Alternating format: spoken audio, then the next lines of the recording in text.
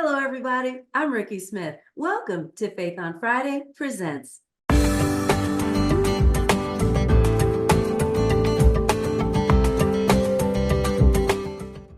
At Faith on Friday Presents, we're all about highlighting inspiring people, engaging topics, and small businesses. And don't forget, while you're here, subscribe to this YouTube channel, like our Facebook page, and follow us on Instagram. You never know what you're going to see. Okay, ladies and gentlemen, some days our lives don't turn out the way we thought. So think about the times when you were younger. You had hopes and dreams about what your life was going to be like, where you were going to be, what you were going to be doing, and who you were going to be with. And so you set out to pursue all the amazing things that were going to be your life. But then life took a left turn and forgot to signal. And now you're in situations that you can't help, situations you didn't even know existed and have no idea how to get out. Well, think about those things. And I'm going to introduce you to somebody who's not only been through it, but came out even better than she went in. Everybody, please say hello to Cara Volpicelli. Ooh, did I say it right, Cara? So close. Vapicelli. Volpicelli. Dang it. Forgive me. Y'all know I be trying so hard. Volpicelli. Cara Volpicelli. Cara, how are you today? Hi, Ricky. I'm so good. Thank you so much for having me on. I'm so No. excited to be here with you. Thank you so much for saying yes, because what we're going to talk about can be kind of a tough deal. But before Mhm. we get started, Cara, tell us a little bit about yourself and where you're located. So I am located in the US in Massachusetts. I was born and raised here, and I am a fitness coach and a women's empowerment coach, a healer, and a mom of four with a bonus stepdaughter. So I I am love very it. busy. Yeah, you sound very busy. And we're going to talk a little bit more later about you being a fitness coach and things because we talked to one of your clients earlier. So we'll Hmm. talk about that later. But Carol, what we're talking about right now is kind of where you started on this journey to wellness, to success, and to safety. Start us out a little bit, Carol. What happened? Where did you get started? Yeah.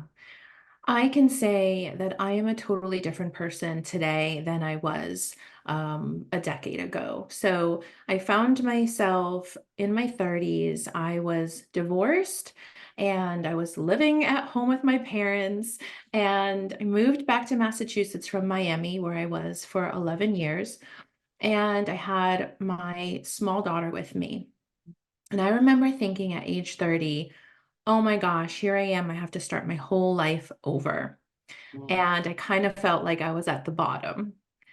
However, at that point, I then met somebody and got into a relationship, and I thought things were so great at the beginning. Sure. Unfortunately, things took a turn for the worst when that charming, great behavior faded away and the true person came forward. And I realized that I was in a relationship with a narcissist. And Oh, we hate that word so much. And we are yes. hearing it more and more often. So there you are, Hmm. this young daughter. You are like starting over thinking that all is well. What were some of the first signs that you noticed that something here wasn't right? There were some things that if I saw them now, I would be like, oh, those are red flags. At the Mm-hmm. time, I didn't know what any of this was. I had never even heard the word narcissist. I was much more naive. Sure. And some of those first signs were getting very controlling and, having to have everything go his way. But at first, it Mm-hmm. was just this charm taking over and, all of this love bombing. And I want to be in this, fast Yeah. forward from, step one to 50 on day one. Like, let's get there. Let's go Yeah. for it. I didn't recognize that those were red flags. Sure. And he was on his best behavior until I was pregnant with our first child. So Mhm. I was 8 months pregnant, and that is the first time that he did put his hands on me. And so Oh, wow. he had punched me in the face and I was knocked unconscious, and I was 8 months pregnant. And that was really where I saw, like, oh, this is not the Wow. person I thought it was. Mhm. And I think from there, it kind of instigated more of that behavior, because it was almost like, the cloak had been taken off and like the Sure. true person had been revealed. So he was like, Mhm. oh, well, she kind of knows. So now, I can just be the way that I want to And I can be. be who I am. Yeah. Wow. And it got much worse from there, Oh, I can unfortunately. only imagine. Now, you said you had come there with your young daughter already, and now Hmm. you're 8 months pregnant, and Yes. you got punched in the face and knocked unconscious. Hmm. So you wake up from that. You now see the wings that are not angel wings on him. You Hmm. are in this thing. What's your first thought? Not the, oh my gosh, you punched me in the face, but what were you thinking? Did you, like most people in abusive relationships, did you think that it was you, that it was your fault? Well, it definitely was painted that way from him. Oh, Yes. sure. It was, he had found out I had a previous relationship before I even knew him, and that Mm-hmm. was what the issue was. And so, Wow. you didn't tell me, and this and that. And so yes, I started, I believe that when you're in that type of situation, you Mm-hmm. really get your head spinning and you really start to think, was it me? Did I do something?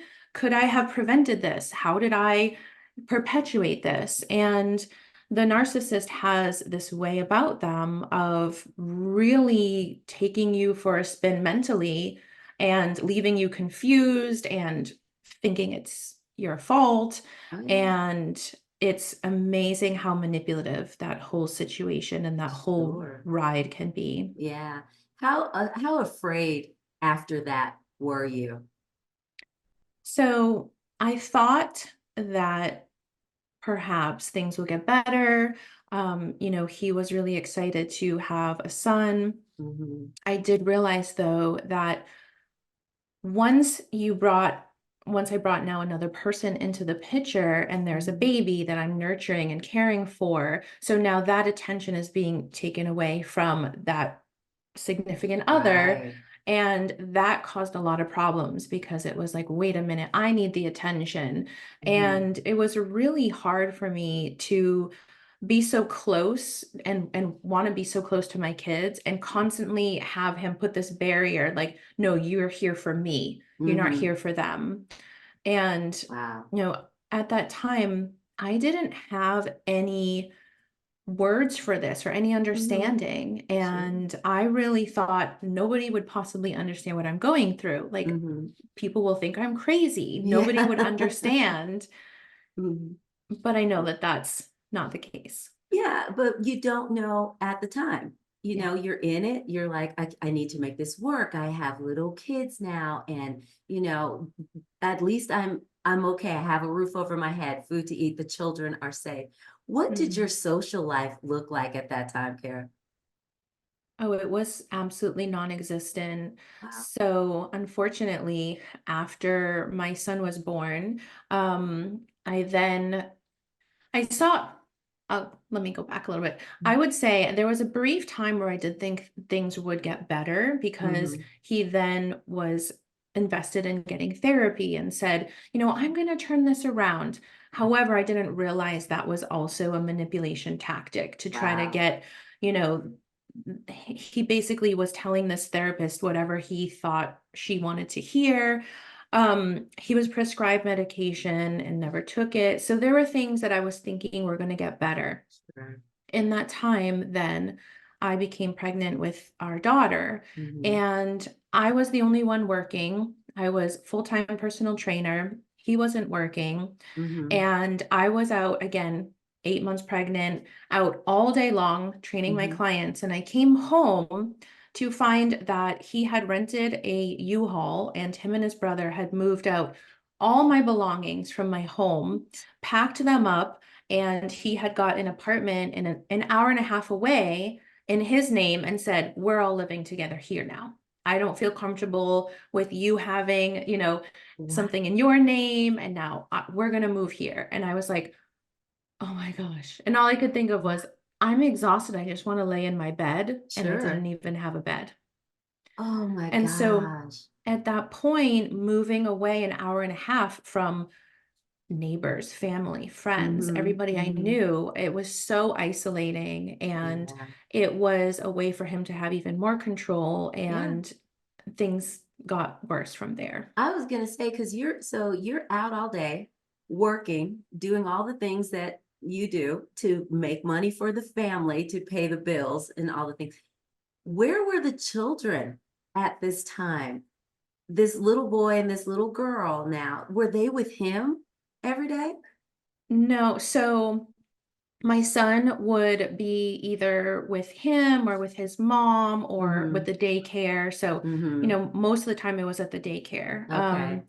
And then once my daughter was born, then I was home with both the Mhm, children. mhm. And that was when things escalated because he then had control and was constantly kicking me out.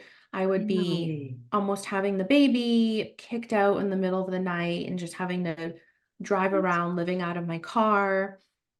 It was really, really difficult time. I listen to this and you hear a lot of, especially women who are stronger, who've never gone through this. One of the questions they will ask, and I'm not asking this from me, but I hear the question, why did you stay so long?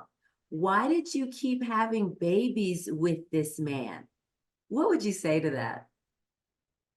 There's the belief that things will get better. There's brief honeymoon phases where Mhm. that person and, come to find out not just him, this is very common with the Yeah. narcissistic behavior, that they will come back and promise the world and say, "I'm so sorry," and, and really pull on the heartstrings. I'm a very Mhm. empathetic person, and he would constantly bring up his childhood wounds and his abandonment and being Yeah. left behind by his father and being the like unwanted child. And Mhm. as an empathetic person, that really drew me in because I would Sure. say, "Oh my gosh, how can I now perpetuate this abandonment and leave this Right. person?" And I Mhm. just kept believing, like, if I just love him more, if I just show him Mhm. more, that will be the turning point. Yeah. And I eventually got You got to the hip to the realization groove. that it didn't matter.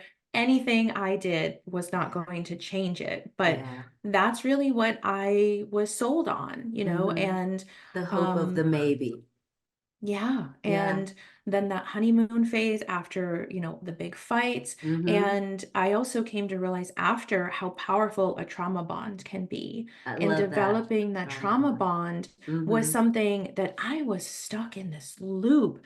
And I Yeah. knew it was crazy. I knew it wasn't normal, Mhm. but in my head, I'm like, I can't give up on this person. And I so desperately wanted that mother and father. I wanted, that family for my Yeah. children to grow up in. And I Mhm. had been divorced from my ex-husband and the father of my first daughter. So Mhm. I was like, I don't want to fail, and I really took it Yeah. upon myself, like, I'm gonna make this work. Dang it, no matter what. Right. So, and I know a Yeah. lot of folks, male and female, that are in these narcissistic, abusive relationships. And I think the word that you use that most describes that is the manipulation of it all. Yeah. Using the things to keep their target, their prey in the net. Yeah. It's because I was this. Nobody cared for me. I Yeah. was abandoned. Woe is me. How can Hmm. you then do? And then the abused, the manipulated, we're like, yeah, you're right. I I can fix you. I'm Hmm. going to help you. Just to Yeah. find out that behind closed doors, they're going, he, got him again.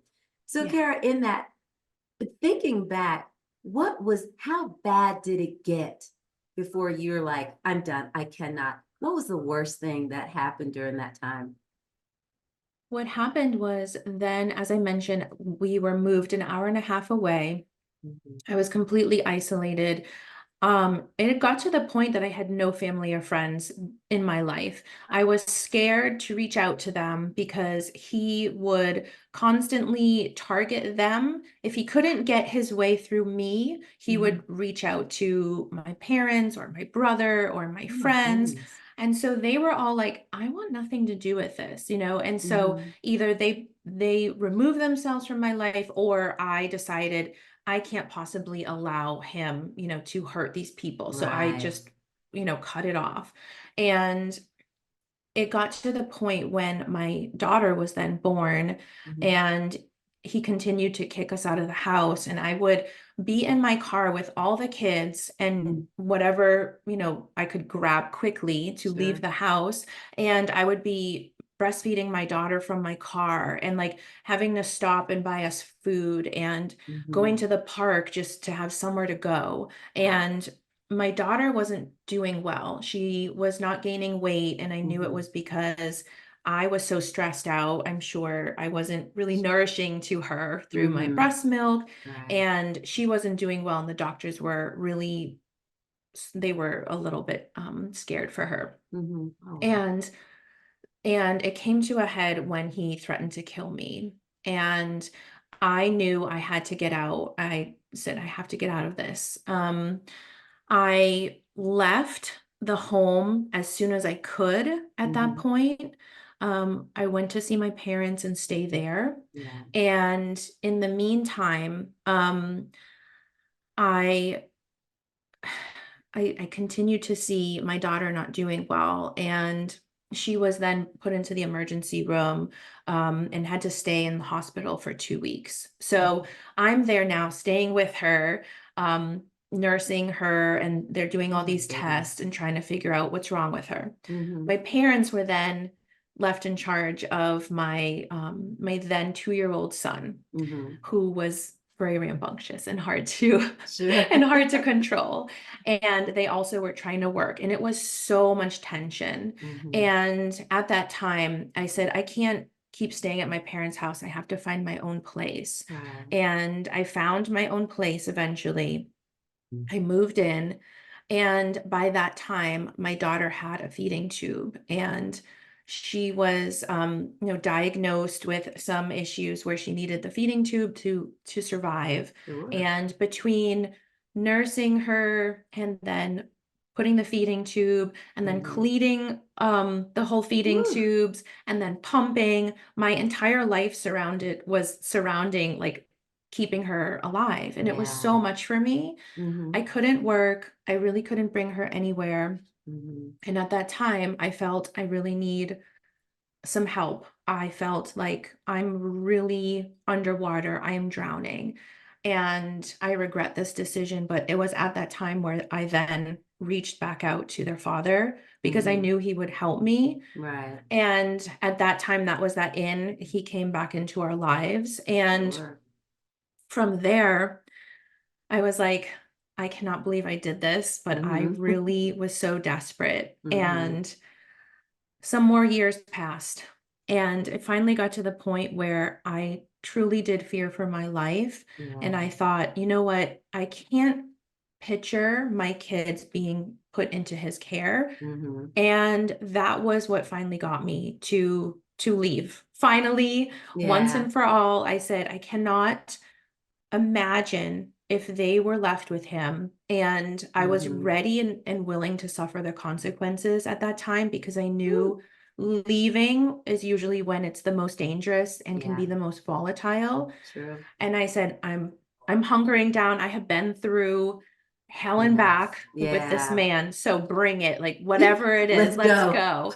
And I love yeah, that. and I said, Yeah. I cannot picture not being here for my kids. Yeah. Oh my gosh. Kara, how many years were you in that? Oh my gosh, so that went on for 10 years. 10 years Yep, of oh gosh. And so yep, many people in situations like that for that long don't make it out or don't make it out alive. yeah. So yay you, my friend, for making it Mm, out, taking the kids, and not yeah. going to jail. So I'm so proud of you. Because Yes. I've seen it the other way around, sadly. I've had friends killed by their abused spouses. I've Yes. had friends sadly have to be dragged off by the cops because, like you said, whatever's gonna be, but this ain't it anymore. So I'm Yep. so happy for you and for the children. So now you're out. You're doing better. Things are starting to move out. What did you start doing next, my friend? Because you started getting better pretty quickly. Yes, I was about to turn 40, and I looked back and remembered that point when I was 30 and I thought I had hit rock bottom. And Mhm. I was like, oh my gosh, it's been 10 years later, and I have not improved. I have, really been playing small. Mhm. I do not even know who I am. I have no momentum or movement towards any hopes and dreams and goals.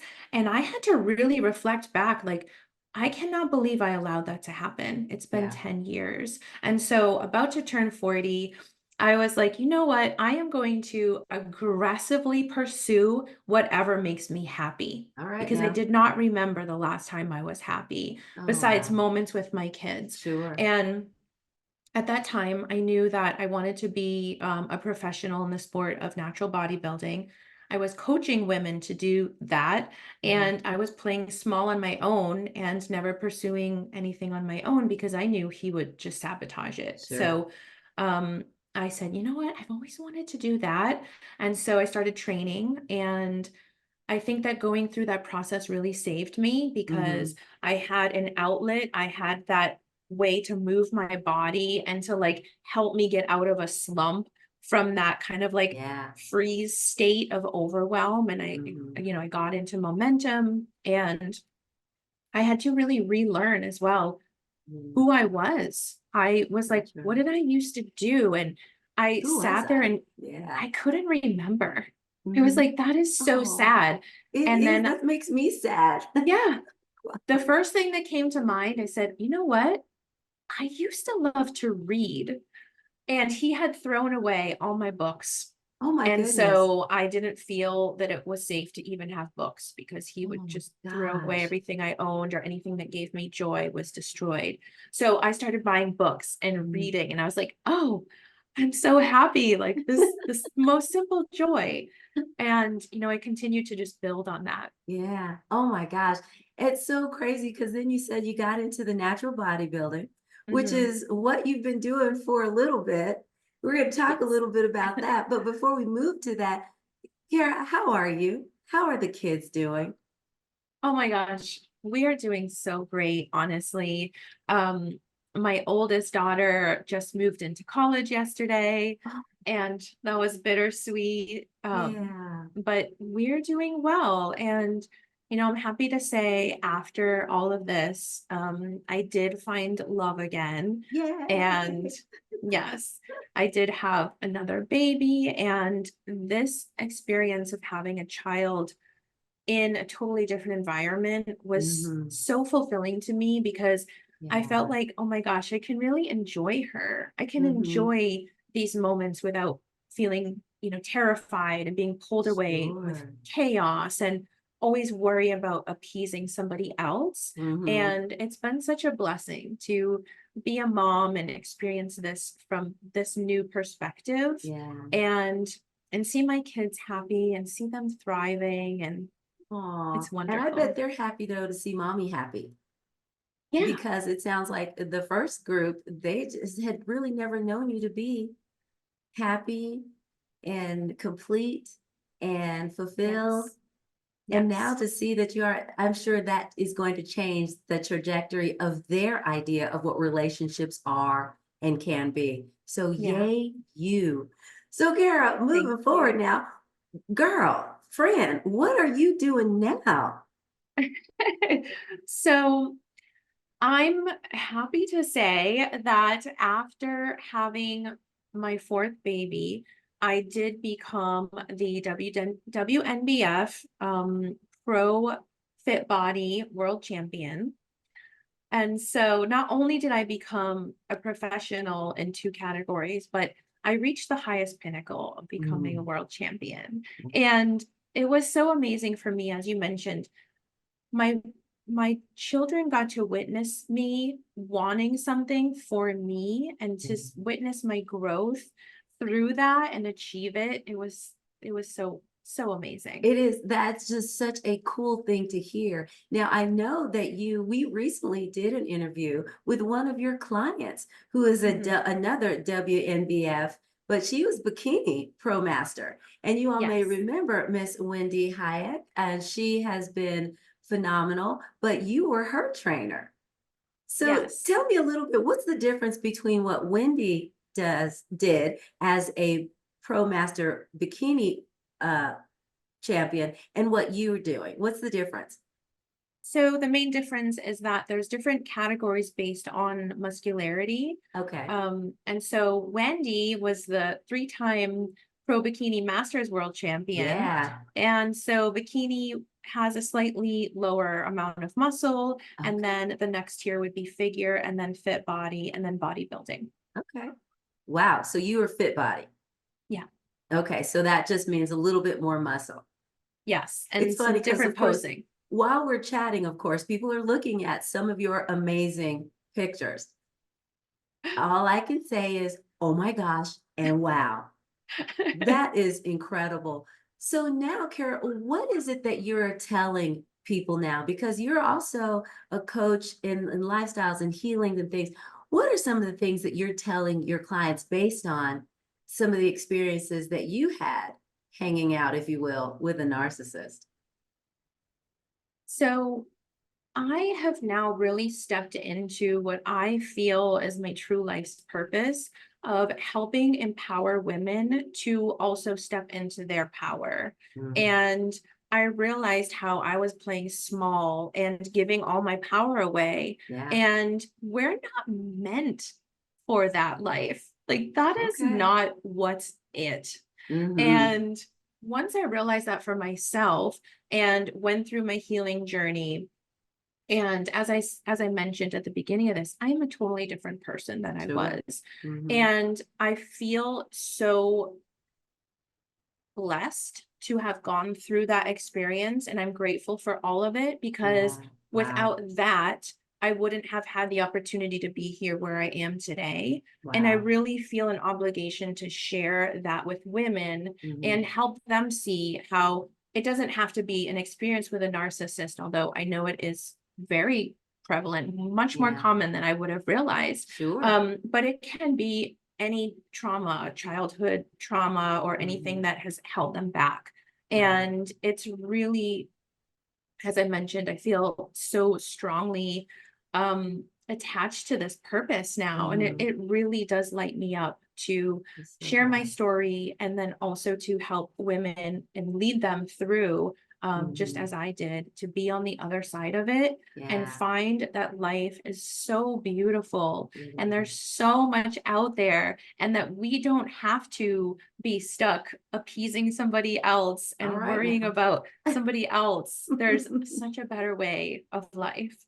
Wow. And Kara, I'm so sorry you went through it, but thank you that you went through it and you came out well. You Mhm. are beautiful. Like you said, you're not the person that you were before. So, Kara, if somebody wanted to work with you, reach out to you, or just finish this conversation, where's the best place for them to find you? I hang out on Instagram most often. I am at Coach Cara V, so V as in my last name, Volpicelli. I'm also able to be reached through my website, which is caravapicellifitness.com. Awesome. Okay. We're going to find you. Don't worry, y'all. If you didn't get all of that information, everything's going to be in the description below. And don't forget, we would appreciate you subscribing to this YouTube channel, share it with your friends, like our Facebook page, and follow us on Instagram. Kara, my friend, before I let you go, we got to play a game. Mhm. Okay, I love So games. this game is super simple. It's literally called What's Your Favorite? I'm just going to Okay, ask you a couple of things and you're just going to tell me what your favorite is. Are you ready to play, okay, my friend? let's do it. Let's do this.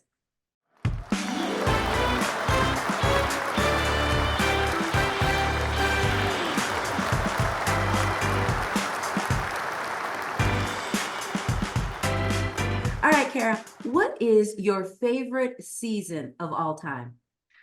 Fall. Fall. Ah, me too. Yep. I like the weather and I like fall clothes. I What is your, missed the fall so much when I lived in Miami, oh, I and being in New bet. England, just You're everything is back so now though, so you juicy. have pretty trees and everything Oh again. yeah, apple crisp, apple pie, apple picking, all the good things. See, yeah, that is a good reason to love fall. What Yeah. is your favorite binge-worthy TV show? Oh my gosh. Okay, the last show that I totally binged on was Love on the Spectrum, and I absolutely loved that show. It was so endearing. It was Mhm. so beautiful. And then I also had the opportunity to meet James in person, and I was like, "Oh my gosh, that is so cool," because I literally just finished watching this. That is very neat indeed. Yeah. What's your favorite book, Cara? Oh my god, I can only pick one? Just one girl. It's your game. Pick as many as you like. Oh man. Oh, as I mentioned, reading was something I love to do, and I Mm, and I got back to doing that and big time. So I love Atomic Habits is a really good one that I recommend to all my clients just as mhm. building foundation.